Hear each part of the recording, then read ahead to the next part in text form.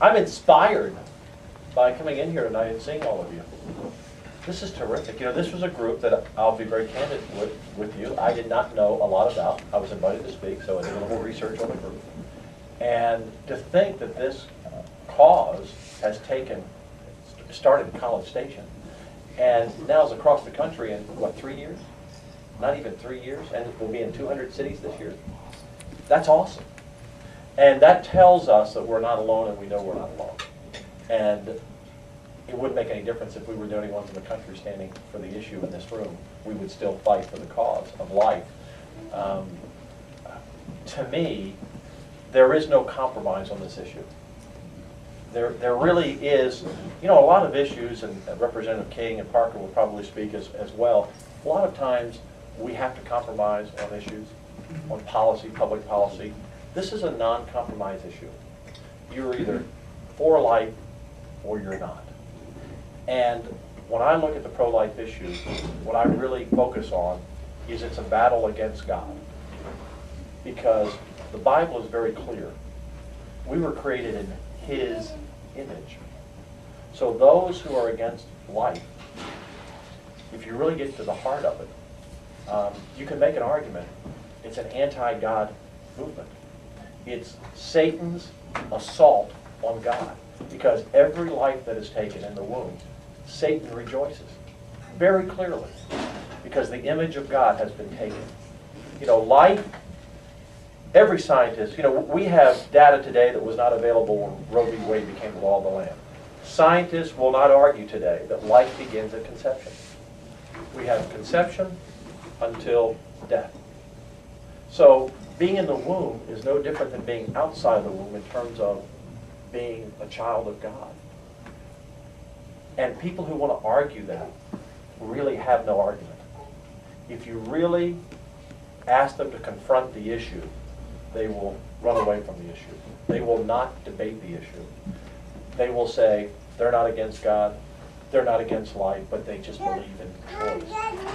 And when it comes to the image of God being born in the womb, there is no choice but to do everything we can to make sure that that life has the same opportunities of all of us in this room and the same opportunities of all of us, of all those who oppose the issue. It is the great silent Holocaust. It's a tragedy what happened in World War II. 6 million Jews were killed, but we've had 50 million babies killed in the last 40 years. It is the silent Holocaust. It is not popular today to be on the pro-life side of this argument with the mainstream media and with the left, who wants to shut us down, who wants to point us out as being people who are somehow Bible thumpers or fundamentalists or evangelical radicals. They're trying to marginalize us. Jesus was attacked for the message. Jesus was killed for the message. And the Bible is very clear that those who take His name, that we will be ridiculed as well. We will be persecuted as well. And that's what's happening in this country. Make no mistake about it, what's happening in the world. Somehow or another, standing up for the innocent life of that baby is somehow, we're mean-spirited. We don't want to protect the rights of women. We don't care about, we're not compassionate. We cannot ever buy into that argument. We can never compromise on the issue. But we have to win the issue the way Christ would win the issue. And that's with love. We have to pray, which is what excites me about this organization. We have to pray for those who oppose us. We have to pray to change the heart of the abortion doctors. We have to pray that those in the media will not criticize us and will talk fairly about this issue. We have to pray for those women who have abortions because so many of them suffer after that. You know, when a life is aborted, the baby is lost, but that woman is also lost.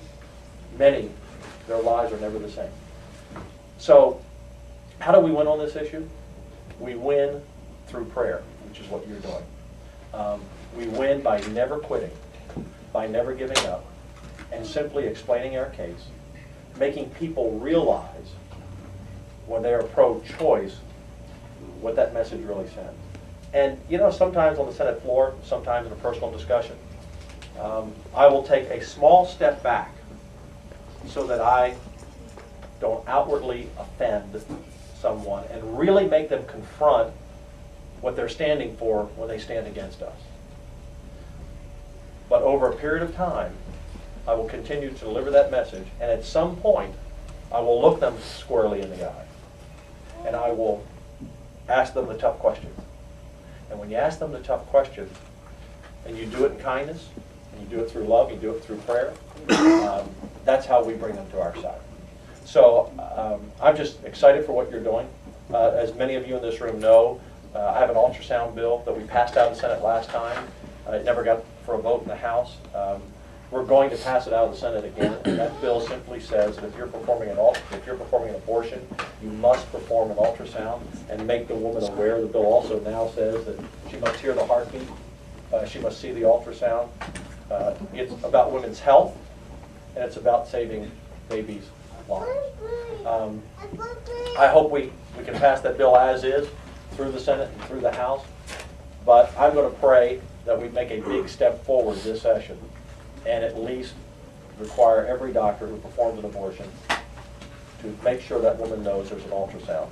Because we know through the work that I and many of you do through the crisis pregnancy centers, when women see the ultrasound, when they know it's just not a mass of cells, when it's a real baby, when it's her baby, that hearts are changed and minds are changed.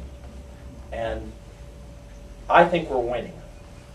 You know, the other side thinks they're winning. There will be a day in this country when people will look back 50 years from now, 100 years from now, I hope it's not that long, but people will look back on this period of our country as we now look back on slavery, and they will say, what were they thinking? I mean, today, it's hard for my children to rationalize and understand how, what do you mean a black person couldn't play in the major leagues? What do you mean they couldn't go to a school in the Southwest Conference? How did people think like that? Were they not a human being? And there will be a day when people will look back and say, how could they take the lives of innocent babies in the womb? Were they not human beings? Were they not children? There will be a day, and we will be victorious. We know that we're on the right side of this issue. We know God is with us. And so we take it to God in prayer, pray for our enemies, pray for those who oppose us, and pray that we follow God's will on this issue. Until we end abortion in this country, I don't think we will ever see the full blessing that God has in store for this nation. When we protect the image of himself, you know, he said, excuse me, my allergies, he said that he breathed life in. He made Adam and Eve in his image. When we stand up for those babies in the womb, we're standing for God, and God will honor that. So don't ever be discouraged. Don't ever be defeated. There are millions like us all across this country who are only going to get stronger in this fight. So thank you all very much for what you do. I'm standing with you. Please support our bill with elected officials however you can. Stay informed. I know you are. I know Tan and Phil want to say something. So, and I have another event to go to, so forgive me for leaving early. But thank you. We can only do so much, you know. I mean, we can offer legislation, but it's the people in our state, in our cities, and in our country who will change the hearts of others. In prayer, we will be victorious. Thank you all very much. Thank you.